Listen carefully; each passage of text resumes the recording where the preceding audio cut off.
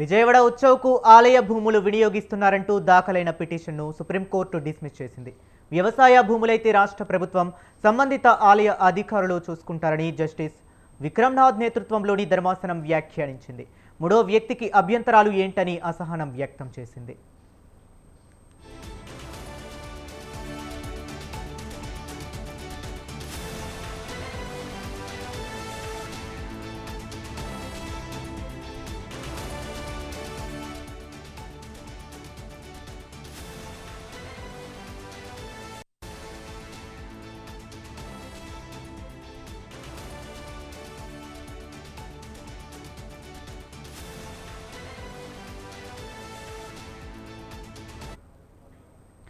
ఆలయ భూములను కమర్షియల్గా వినియోగిస్తున్నారంటూ పిటిషనర్ తరపు న్యాయవాది వాదించారు. భూములను ఎగ్జిబిషన్ పేరుతో వాడటం నిబంధనలకు విరుద్ధమన్నారు. దీనిపై ప్రభుత్వం తరపు న్యాయవాది ఆదినారాయణ వాదనలు వినిపిస్తూ ఆ భూములను చాలా కాలం క్రితమే ప్రైవేటు వ్యక్తి లీజుకు తీసుకున్నారని కోర్టు దృష్టికి తీసుకువెళ్లారు. ఆ భూములతో పిటిషనర్కు నేరుగా ఏదైనా సంబంధం ఉందా అని జస్టిస్ విక్రమ్నాథ్ ధర్మాసనం ప్రశ్నించింది.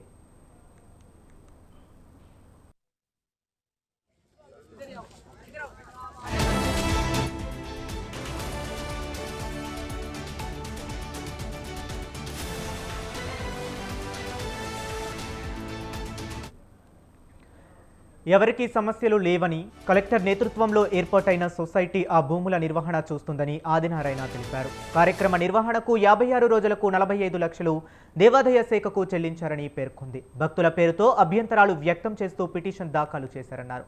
విజయవాడ ఉత్సవ్ను నిలిపివేస్తూ రాజకీయ కారణాలతో పిటిషన్ వేశారని చెప్పారు. వ్యవసాయ భూములైతే రాష్ట్ర ప్రభుత్వం సంబంధిత ఆలయ అధికారులు చూసుకుంటారని, మూడో వ్యక్తికి అభ్యంతరాలు ఏంటని ధర్మాసనం అసహనం వ్యక్తం చేసింది. ఇంకా ఏమైనా ఉంటే హైకోర్టు చూసుకుంటుందని జస్టిస్ విక్రమ్నాథ్ అన్నారు. హైకోర్టు మధ్యంతర ఉత్తర్వులపై జోక్యానికి విషయమేమీ కనిపించడం లేదని పేర్కొంటూ పిటిషన్ను ధర్మాసనం డిస్మిస్ చేసింది.